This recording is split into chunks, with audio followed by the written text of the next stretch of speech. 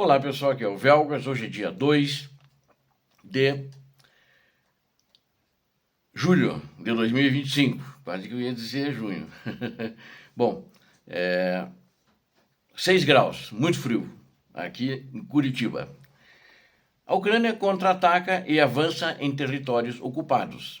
De uma maneira geral, a Ucrânia está contra-atacando e está avançando sobre os russos. Quero convidá-los, inscrevam-se no canal, deem um like, compartilhem com as suas redes sociais e façam seus comentários.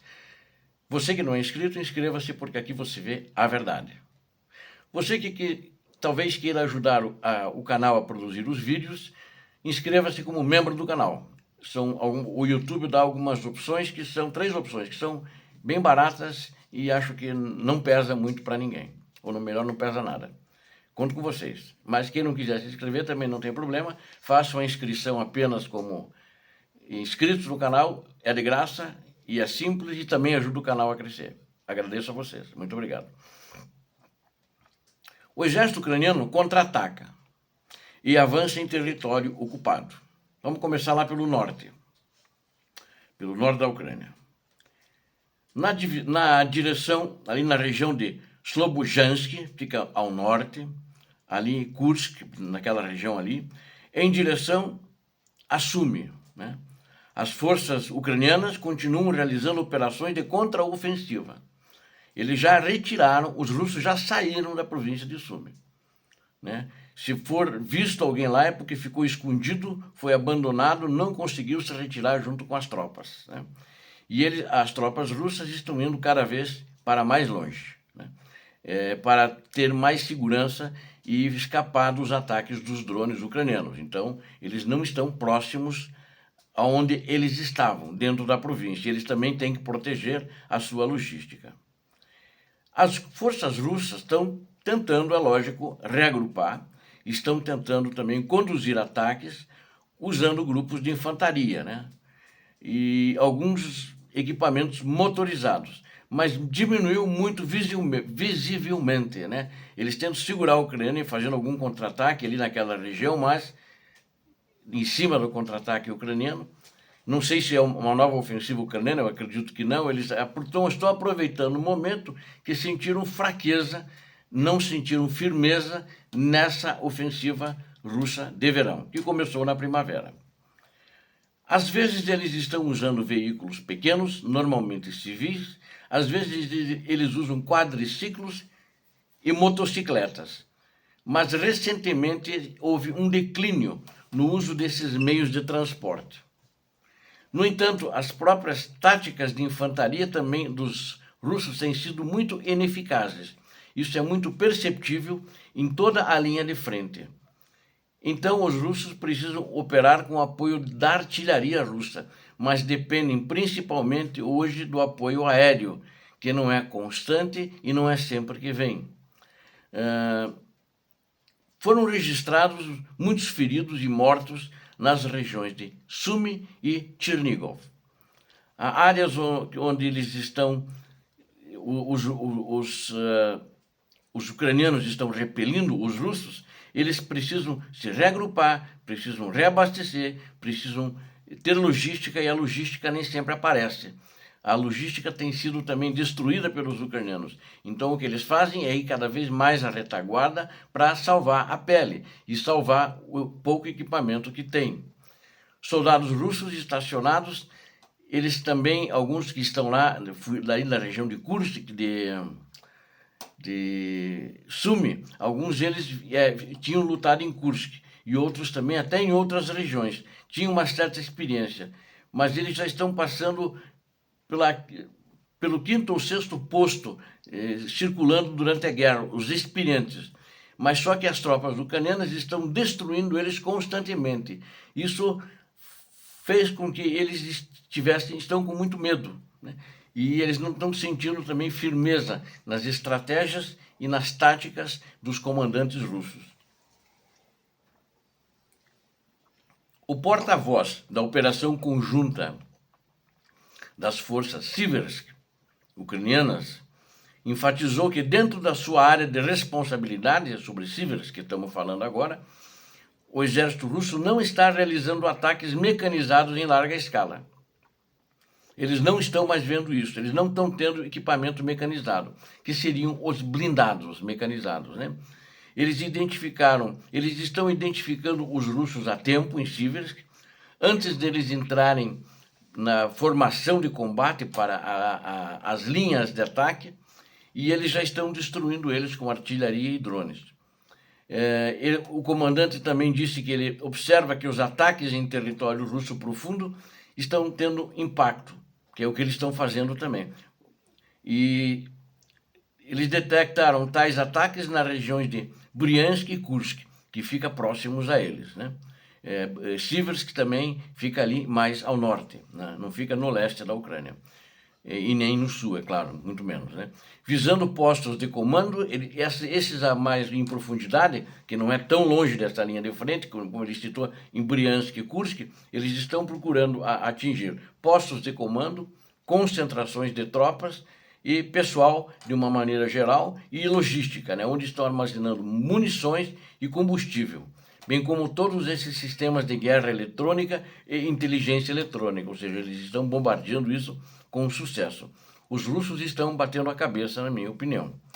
As forças ucranianas estão destruindo eles ao máximo, falou Vadim Misning, né? Os russos não têm realmente a oportunidade de começar nada de novo agora, segundo ele, ali naquela região. A ofensiva de verão será apenas uma continuação do que eles fizeram na primavera. Quem diz isso é o Instituto para Estudos da Guerra, através de uma de suas analistas sêniores, Angélica Evans, que ela é especialista em Rússia. Na direção de Sumy, as tropas russas parecem ter parado completamente, né? Segundo um outro analista, Paulo Narozhny, o principal alvo da Rússia na região era Yanukovka, localizada diretamente na estrada que liga a Rússia ao centro de Sumy. Se a Rússia conseguir capturar a cidade, ele disse, seria uma catástrofe, porque tem uma floresta ali que leva diretamente à cidade de Sumy, depois dessa floresta. Mas eles não conseguiram fazer isso e não acredita-se que vão fazer. A ofensiva russa está estagnada, ela foi parada. Embora os russos tenham vantagem em tropas, né, em quantidade, em número apenas, e tem drones, mas eu particularmente, não é ele, né, eu falando, os ucranianos têm mostrado uma superioridade muito grande em quantidade de drones e em tecnologia de drones também, mais avançada, mais competente. Uma alta patente que agora que está na direção de Kupiansk, um dos comandantes dos batalhões, diz que a infantaria russa está muito mal treinada. E aí ele ainda complementa, se é que está treinada. Então, isso é um fato, na realidade, eu relatei muitas vezes para vocês aqui, que eles tinham aí 2 semanas de treinamento e mandavam eles para a linha de frente, né? Donetsk, as tropas russas conseguiram, se eles conseguirem, né, tomar Konstantinovka, isso vai abrir um caminho para que avancem sobre Kramatorsk e Slaviansk, e também, eventualmente, até para Pokrovsk, que é o alvo deles. No entanto, depois disso, para Pokrovsk, né? Então, isso levaria muito tempo para eles atingir o objetivo deles em Pokrovsk. Essa é a minha opinião. Dado o ritmo atual da ofensiva russa e o treinamento precário dos seus combatentes, isso é improvável, né? Eu não tenho nenhuma dúvida disso. E também, quanto a Donetsk, isso fica na região de Donetsk, as tropas russas, se eles entrarem em Konstantinivka, além de abrir o caminho, tem gente que está dizendo, os próprios russos dizem, aí vamos tomar todo o Donbass. Não, falta tomar Chasiviar, um montão de vilas em volta, falta tomar Kramatorsk, faltaria tomar Slaviansk, né? Faltaria tomar Toretsk, e assim por diante. Então isso não é o fim da guerra, isso não é apenas uma batalha que seria perdida ou vencida, mas a Ucrânia segurou eles e nessas regiões também está contra-atacando, né? Dado o ritmo atual da ofensiva russa e o treinamento precário dos combatentes russos, eu acho isso muito improvável. Não vai acontecer. E a Rússia, com certeza, como eu mostrei no meu último artigo de ontem, se vocês quiserem ver, dêem uma olhada, a Rússia, de fato, está perdendo a guerra. Não tenho nenhuma dúvida disso. né? Não sei se de ontem ou de ontem, mas no terceiro artigo, às 16 horas, dei uma olhada, que acho que é muito importante. Também quero relatar que um caça-bombardeiro Su-34 caiu na região de Nizhny Novgorod. Caiu de Maduro, num voo de treinamento programado de acordo com a imprensa russa, que confirmou isso ainda, e também foi confirmado pelo Ministério da Defesa da Rússia. As forças aeroespaciais da Rússia, lá não chama Força Aérea, né? Chama Forças Aeroespaciais da Rússia, perderam mais uma aeronave esse ano, além daqueles que a Ucrânia bombardeou, que eu também relatei agora recentemente, acho que uma semana, no máximo 10 dias atrás, né? Ele caiu num voo de treinamento num campo de aviação militar de Savasleika, na terça-feira, ou seja, na data de ontem, na data do dia 1º de julho. De acordo com as agências de notícias estatais russas TASS e RIA Novosti, a aeronave não transportava nenhum armamento, caiu em uma área florestal na região de Nizhny Novgorod. Então, o treinamento também tem os seus acidentes, ainda mais, e foi uma perda muito grande para a Rússia, porque é um avião muito caro, né? Esse avião é um avião ainda desenvolvido no tempo soviético. Esse avião, especificamente, ele é para 2 tripulantes, então são 2 tripulantes, um piloto e um artilheiro, e um deles, não informaram qual, conseguiu ejetar. Os dois, na realidade, conseguiram ejetar, mas só que um não foi encontrado. Estão fazendo buscas para encontrá-lo, e um deles está em bom estado de saúde, segundo o Ministério da Defesa da Rússia.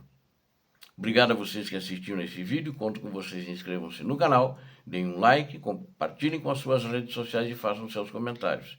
Deus abençoe a vocês, Deus abençoe a Ucrânia, Deus abençoe o Brasil. Paz e bem, paz para toda a humanidade.